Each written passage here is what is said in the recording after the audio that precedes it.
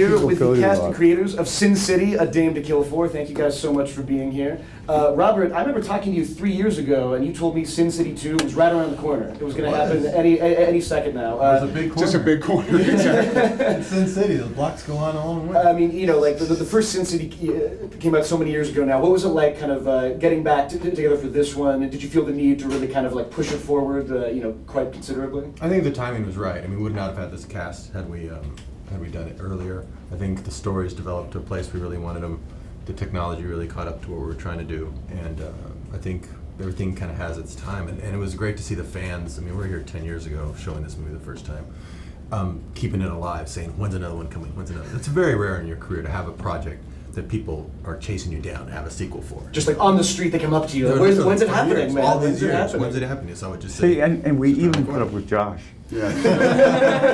They waited to put up with me. Well, and Josh, you know, you're kind of joining the Sin City cast with this one. What was the experience like? I mean, just whenever you see photos from the set, it always seems like, you know, there's green screen everywhere. It seems like it's a pretty kind of radical experience for a performer. It's great because we've known each other for 21 years or something like that. We've always wanted to work together, and I was a huge fan of the first movie. And it's one of those things, I was just telling him today because I saw it recently.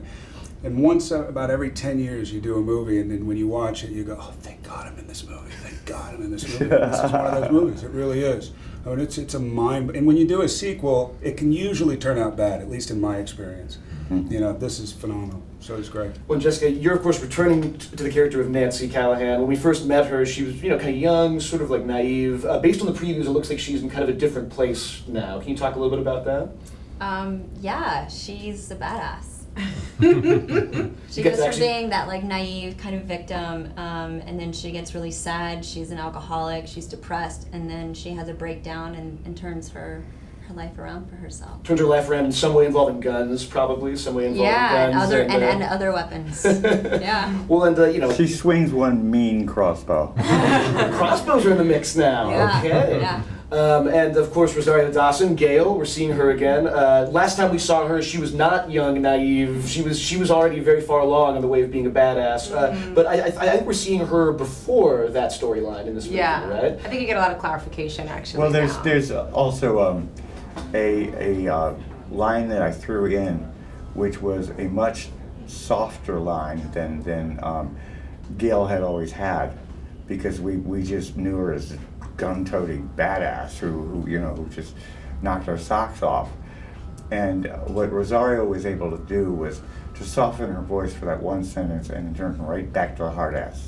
It was really impressive. I think you get to see a bit of that heart in her, so it's a bit of a change. That's nice, yeah. Yeah, Nancy is getting kind down of to the one of emotional Gail's core girls of the now. Well, and Frank Miller, I mean, you know, you've lived with Sin City for so long now. Yeah. I mean, you know, this movie coming out, was there anything that you really wanted to bring to Sin City with this one? I mean, I know there's a new story arc, but was there anything else that at this point in time you felt like this is Sin City 2 now, we need to really kind of bring something new to the table? I wanted to bring a lot more dimension and a lot more exploration of the mythology behind Sin City, and also to take